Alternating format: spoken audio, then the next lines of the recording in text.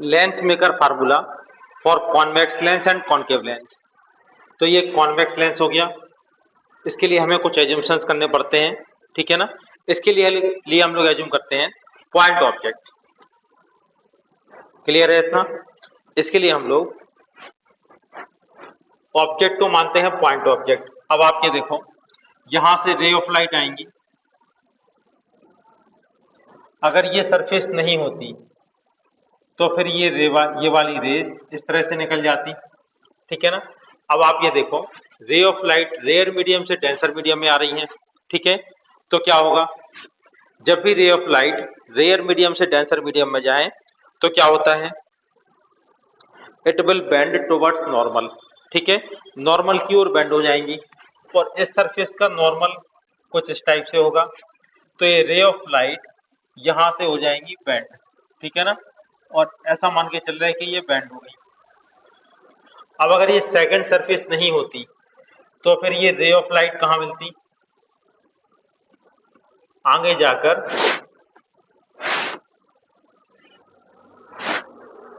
ये यहां कहीं मिलती, ठीक है ना। तो अगर हम केवल फर्स्ट सरफेस लें R1, फर्स्ट रिफ्रैक्टिंग सरफेस लें R1, तो वो कहलाएगा इसके लिए ऑब्जेक्ट और I1 कहलाएगी फर्स्ट सरफेस के लिए इमेज, ठीक है। यहां तक बात समझ में आ रही है? अब आप ये देखो, इसके बाद रे ऑफ लाइट डेंसर मीडियम से रेयर मीडियम में आ रही है, इसका नॉर्मल यहां पर होगा। तो जब भी ray of light denser medium से रेयर मीडियम में जाती हैं तो it will move away from normal, ठीक है ना। नॉर्मल से दूर हट जाएंगी, तो फाइनल रेज कुछ कैसे आएंगी, इस तरह से, ठीक है। और यहां बन जाएगी इसकी इमेज, ये हो गई इसकी फाइनल इमेज, ठीक है ना। तो यू को ले लेते हैं, सॉरी ओ से मिरर लेंस की डिस्टेंस ले लेते हैं यू, I1 से लेंस की डिस्टेंस ले लेते हैं V1 और I है फाइनल इमेज, तो यहां से लेंस की डिस्टेंस ले लेते हैं V, ठीक है। कितना क्लियर हो गया आप लोगों को कि नहीं हुआ ये बताओ। ये हो गया इसका रे डायग्राम। अब हम लोग बनाते हैं कॉन्वेक्स लेंस के लिए, सॉरी कॉनकेव लेंस के लिए, ठीक है। तो कॉनकेव लेंस के लिए देखो,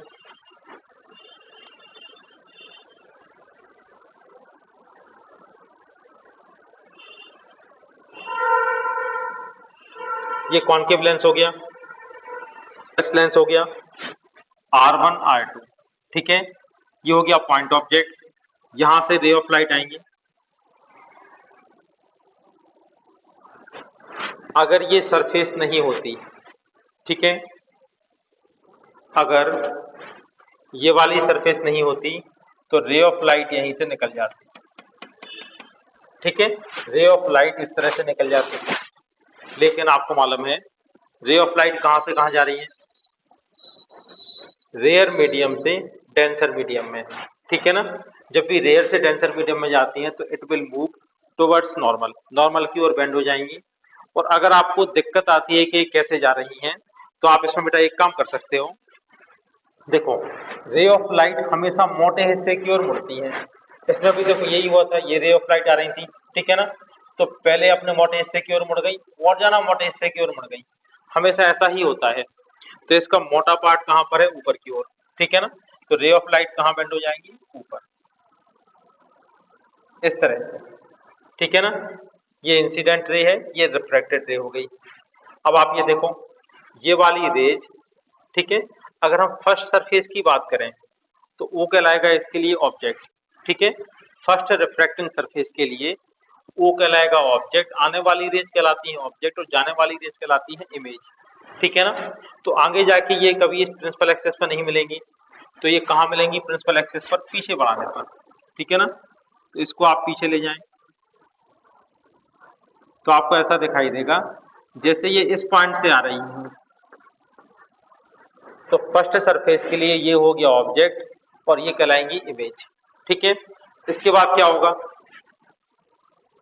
इसके बाद देखो रे ऑफ लाइट कहां से कहां जा रही, डेंसर मीडियम से रेयर मीडियम में क्या होगा, मूव अवे फ्रॉम नॉर्मल, ठीक है ना। और आप ऐसा भी दे सकते हैं कि और जाना मोटे हिस्से की ओर मुड़ जाएंगी। ये आने वाली रेज है, ये कहलाएंगी ऑब्जेक्ट सेकंड के लिए, और टकराने के बाद अगर ये सरफेस नहीं होती तो ये कैसे जाती, इस तरह से, ठीक है। एक्चुअल में क्या होगा, अगर ये सरफेस नहीं होती तो इस तरह से जाएंगी, लेकिन ये डेंसर मीडियम से रेयर मीडियम में जा रही हैं तो मूव अवे फ्रॉम नॉर्मल, इस तरह से ये बाहर निकल जाएंगी, ठीक है ना। और आगे जाके कभी भी इस एक्सिस को नहीं मिलेंगी तो कहाँ मिलेंगी, पीछे बढ़ाने पर। तो इसको आपने पीछे बढ़ा दिया और ये कहलाएंगी फाइनल इमेज आई, ठीक है ना। दोनों के लिए डेरिवेशन एक साथ कर रहे हैं, चाहे कॉन्वेक्स हो या कॉनकेव। एग्जाम में आपको क्या करना है, अगर कॉन्वेक्स वाला पूछा जाएगा तो कॉन्वेक्स का डायग्राम बना देना, और कॉनकेव वाला पूछा जाएगा तो कॉनकेव का डायग्राम, ठीक है। और कोई चेंजेस नहीं होंगे। यू कहाँ से कहाँ तक होगा, ये कहलाएगा यू। I1 से डिस्टेंस क्या कहलाएगी, लेंस की डिस्टेंस V1, और I से डिस्टेंस कहलाएगी V, ठीक है ना। ये हो गया इसका optical centre O, optical centre O। Diagram clear है। अब आप ये देखो, refracting formula for first surface, ठीक है ना। फर्स्ट सरफेस को नाम दे देते हैं PQ, PQ, ये वाली भी हो गई PQ। और सेकंड रिफ्रैक्टिंग सरफेस को नाम दे देते हैं RS, RS, ठीक है। तो अब हम रिफ्रैक्टिंग फार्मूला लगाते हैं फर्स्ट सरफेस के लिए, ठीक है। तो आप ये देखो, फार्मूला क्या बताया थे आपको, mu minus 1 upon R equal to mu over V minus 1 over U, ठीक है ना। ये तो हमारा फार्मूला हो गया। अब इसको अप्लाई कैसे करना है, for first surface, for first refracting surface, ठीक है। तो रे ऑफ लाइट कहाँ से कहाँ जा रही है, फर्स्ट सरफेस के लिए एयर से मीडियम में आ रही हैं, तो यहाँ लगा दो एयर से मीडियम -1, आर की जगह हो जाएगा R1 equal to mu air to medium, ठीक है ना। अब आप ये बताओ, फर्स्ट सरफेस के लिए ऑब्जेक्ट कौन सा होगा और इमेज कौन सा होगा। तो आप ये देखो, फर्स्ट सरफेस के लिए ये होगा ऑब्जेक्ट, ठीक है ना। आने वाली रेज ऑब्जेक्ट और जाने वाली रेज, ठीक है, I1 कहलाएगी इमेज। फर्स्ट सरफेस के लिए O कहलाएगा ऑब्जेक्ट और जाने वाली रेज, यानी I1 जो होगा वो होगा इसके लिए इमेज, ठीक है ना। तो आप V की जगह क्या यूज करोगे, V1 -1 अपॉन U। देख लो बेटा, ये क्वेश्चन क्लियर हो रही है आप लोगों को। अब इसको थोड़ा रीअरेंज करके लिखते हैं, refractive index of medium with respect to air. तो आप इसको सिंपल म्यू भी लिख सकते हो, mu -1 over R1 equal to mu over V1 -1 over U, equation number 1। Clear है इतना। ये फर्स्ट सरफेस के लिए रिफ्रैक्शन फार्मूला हमने अप्लाई कर दिया। अब आप देखो सेकंड सरफेस के लिए क्या होगा, ठीक है। सेकंड सरफेस में रे ऑफ लाइट कहाँ से कहाँ जा रही है, मीडियम से एयर में, ठीक है ना। तो इसी फार्मूले में हमें क्या लिखना पड़ेगा, फॉर सेकंड रिफ्रैक्टिंग सरफेस,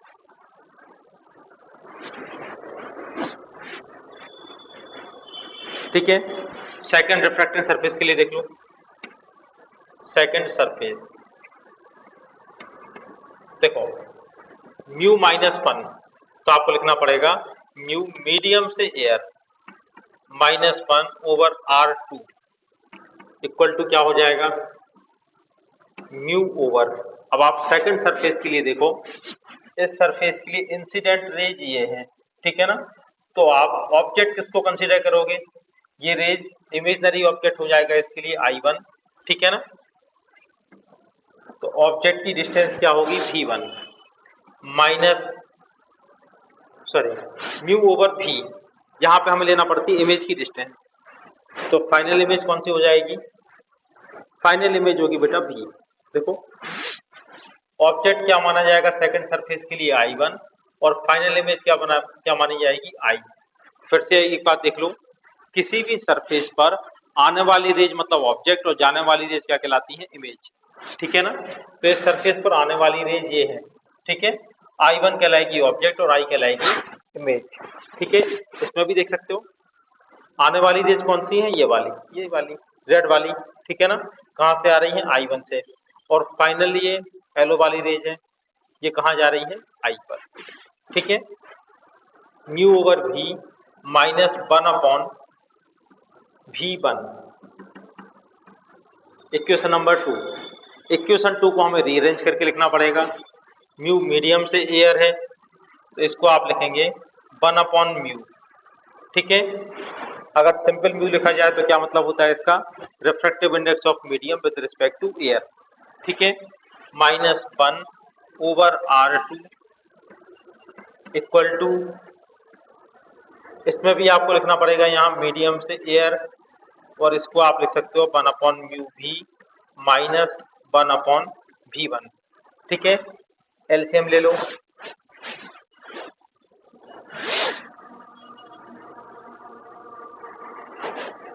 कितना हो जाएगा, 1 minus mu over mu R2,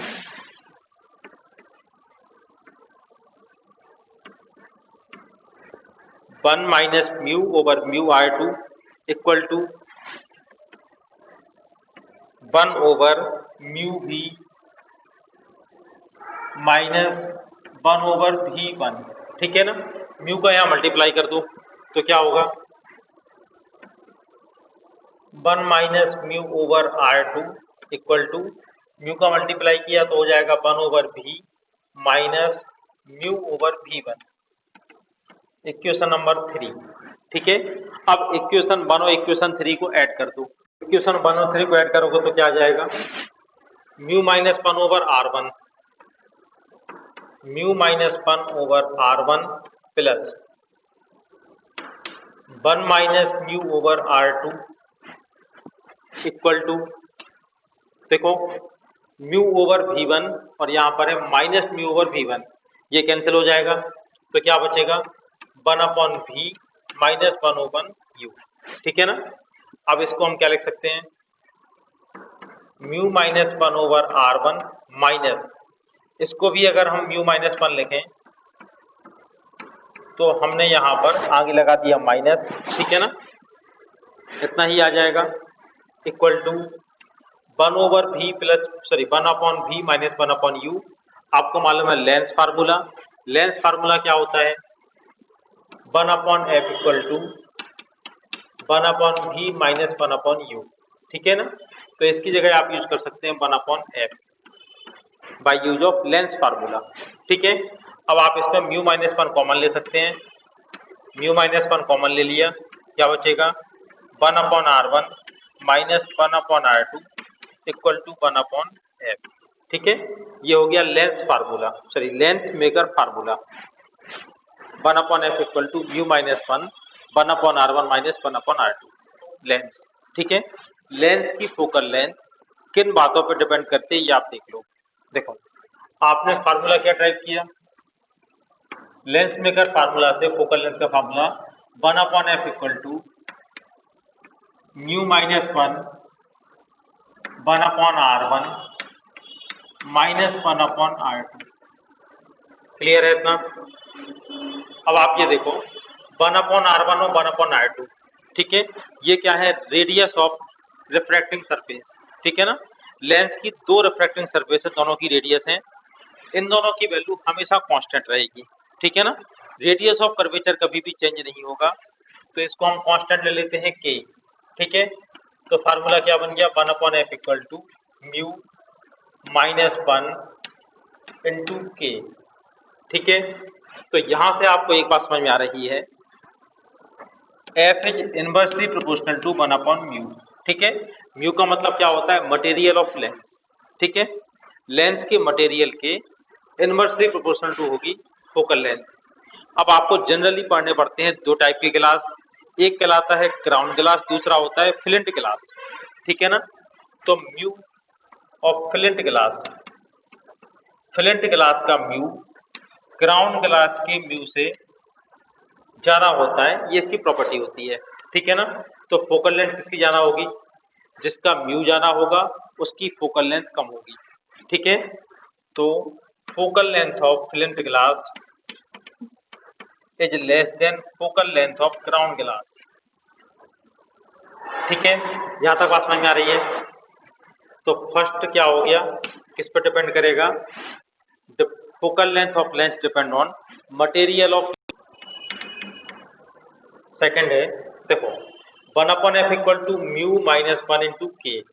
अब यहाँ पे जो म्यू है वो किसका रिफ्रैक्टिव इंडेक्स है, रिफ्रैक्टिव इंडेक्स ऑफ लेंस। किसके रिस्पेक्ट में है, मीडियम के रिस्पेक्ट में। अगर लेंस को आपने एयर में रखा तो यहाँ पे एयर लिख सकते हो, और मीडियम में रखा तो आप इसको लिख सकते हो मीडियम, ठीक है ना। इस फार्मूले को हम रीअरेंज करते हैं तो क्या हो जाएगा, 1/f equal to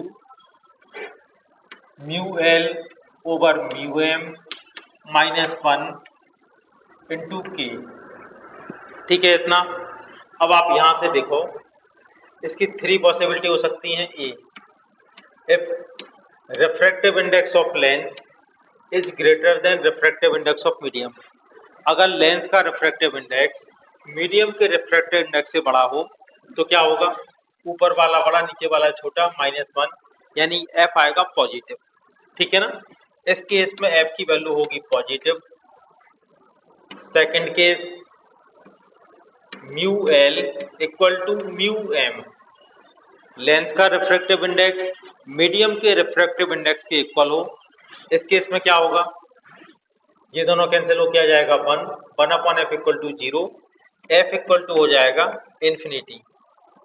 case C, if refractive index of lens is less than refractive index of medium, lens का रिफ्रैक्टिव इंडेक्स मीडियम के रिफ्रैक्टिव इंडेक्स से छोटा हो। अब क्या होगा, ऊपर वाला छोटा नीचे वाला बड़ा, एफ की वैल्यू आ जाएगी नेगेटिव, ठीक है ना, एफ की वैल्यू होगी नेगेटिव। अब बेटा आप ये समझ लो कि इनका मतलब क्या होता है, पॉजिटिव वैल्यू और नेगेटिव वैल्यू का मतलब क्या होगा, और इन्फिनिटी का क्या मतलब होगा। तो यहाँ पर एक बात मत समझना, पॉजिटिव का मतलब कॉन्वेक्स लेंस और नेगेटिव का मतलब कॉनकेव लेंस नहीं है, ठीक है। एफ की वैल्यू पॉजिटिव होने का मतलब है लेंस का जो बिहेवियर है वही रहेगा, बिहेवियर चेंज नहीं होगा। जैसे कॉन्वेक्स लेंस है, इसका काम होता है रेज को मिलाना, तो ये रेज को मिलाता रहेगा, ठीक है। और कॉनकेव लेंस का काम होता है डाइवर्ज करना, फैलाना, तो ये रेज को फैलाता रहेगा, इसकी प्रॉपर्टी चेंज नहीं होगी, ठीक है ना। एफ की पॉजिटिव वैल्यू का मतलब है लेंस का बिहेवियर चेंज नहीं होगा, कन्वर्ज करने वाला लेंस कन्वर्ज करता रहेगा, डाइवर्ज करने वाला डाइवर्ज करता रहेगा, ठीक है। जब लेंस का रिफ्रैक्टिव इंडेक्स मीडियम के रिफ्रैक्टिव इंडेक्स के इक्वल हो तो फोकल लेंथ होती है इंफिनिटी, मतलब लेंस रेज को ना कन्वर्ज करेगा ना डाइवर्ज करेगा, ये सीधे सीधे जाने देगा, ठीक है ना। ऐसा कब करेगा, जब लेंस को उस मीडियम में रखें जिसका रिफ्रैक्टिव इंडेक्स लेंस के रिफ्रैक्टिव इंडेक्स के इक्वल है, ठीक है ना। और थर्ड केस में क्या होगा, एफ नेगेटिव। यहाँ पर नेगेटिव वैल्यू का मतलब यह है कि लेंस का बिहेवियर चेंज हो जाएगा, मतलब कन्वर्जिंग लेंस रेज को डाइवर्ज करने लगेगा और कॉनकेव लेंस क्या करने लगेगा, रेज को कन्वर्ज करने लगेगा।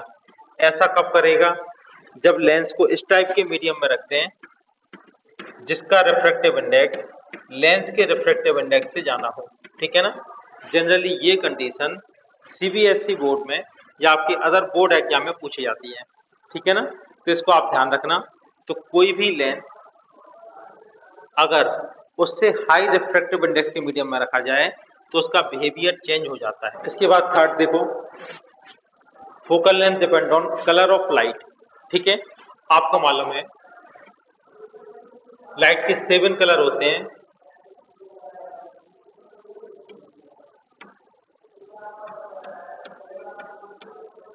ठीक है, वायलेट से लेके रेड तक, ठीक है।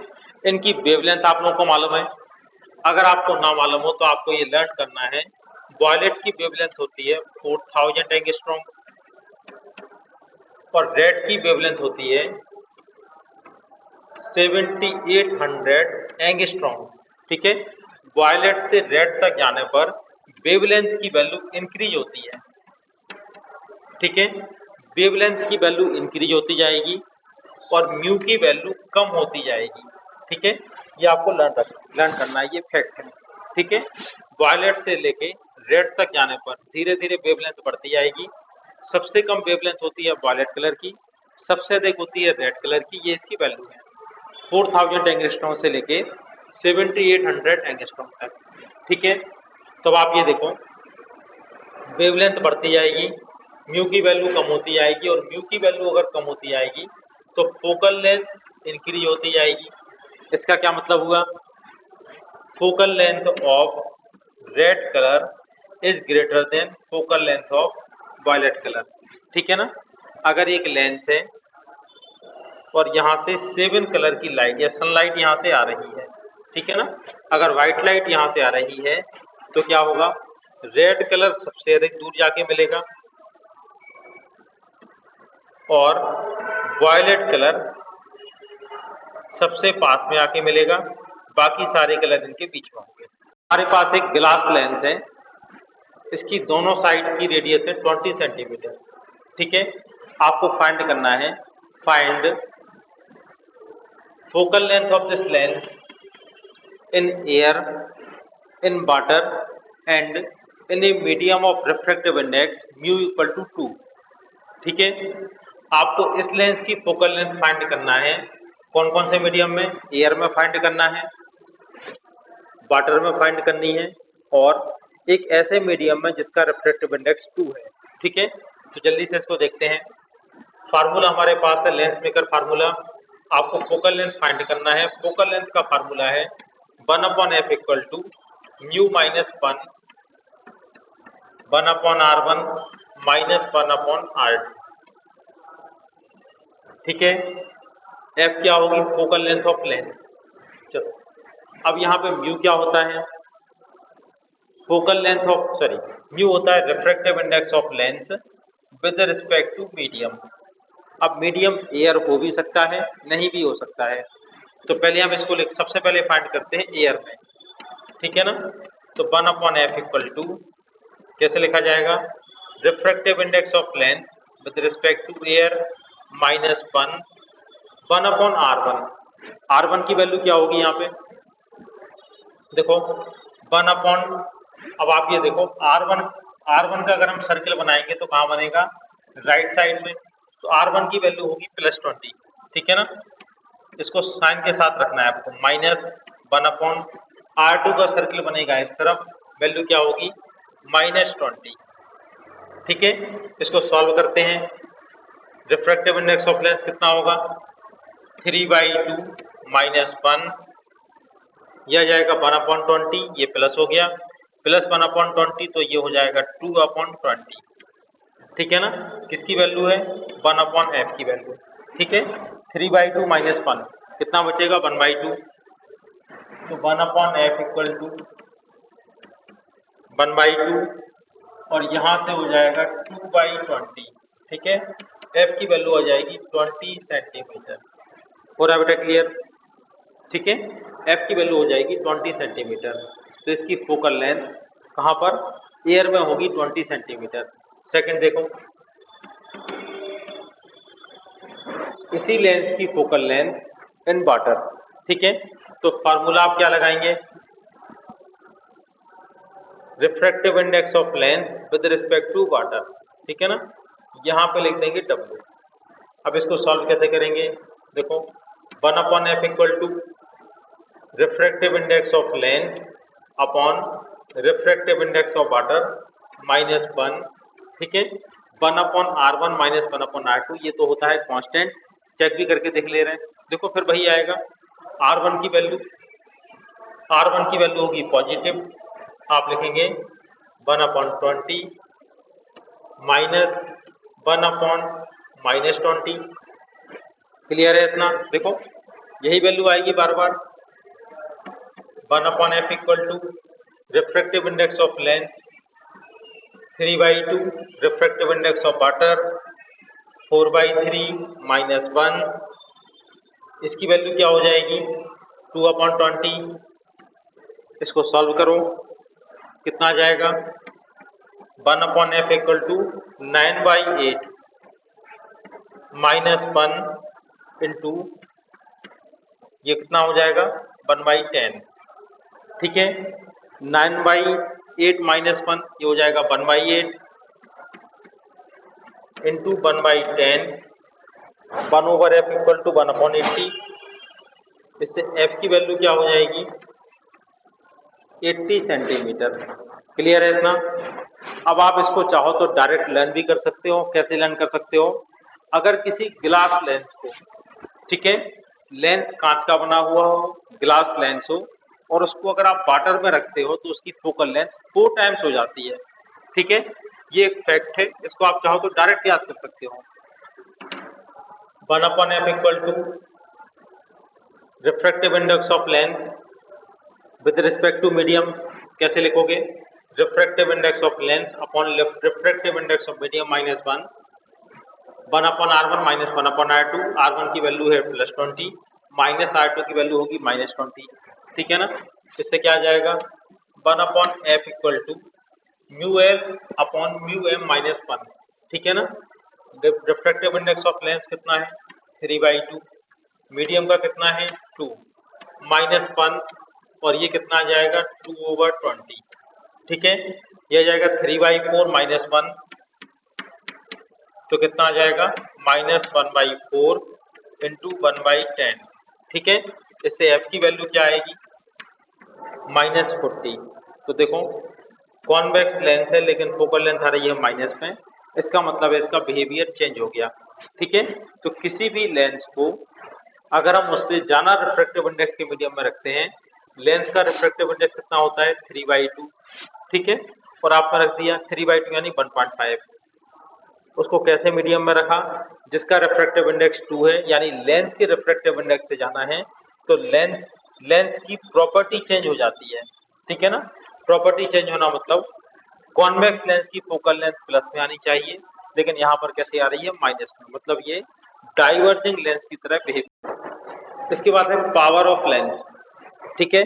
पावर का मतलब क्या होगा, कोई भी लेंस अपना काम कितने अच्छे से कर सकता है, ठीक है। अब आप ये देखो लेंस का काम क्या होता है, यहाँ पे दो लेंस हम आपको बना के दिखा रहे हैं क्या होगा।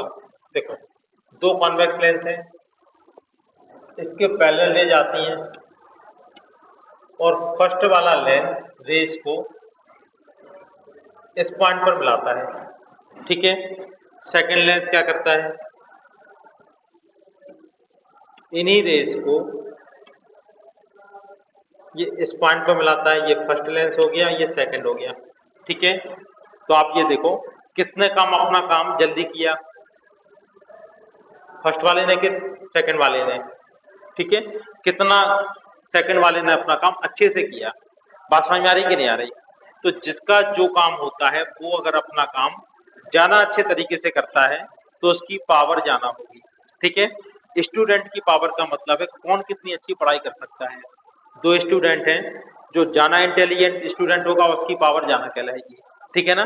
पहलवानों में होता है लड़ाई करना, कौन कितना अच्छा लड़ाई कर सकता है तो वो उसकी पावर ज्यादा होगी, ठीक है ना।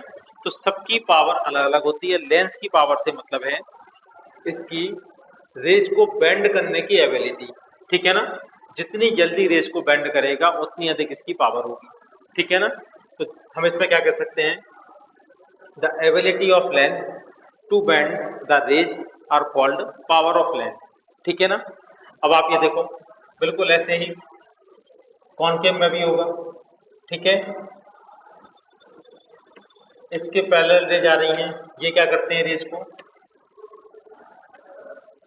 अपने मोटे हिस्से की ओर मोड़ देते हैं, मतलब इसको ये डाइवर्स रेस को क्या करता है डाइवर्स, ठीक है ना।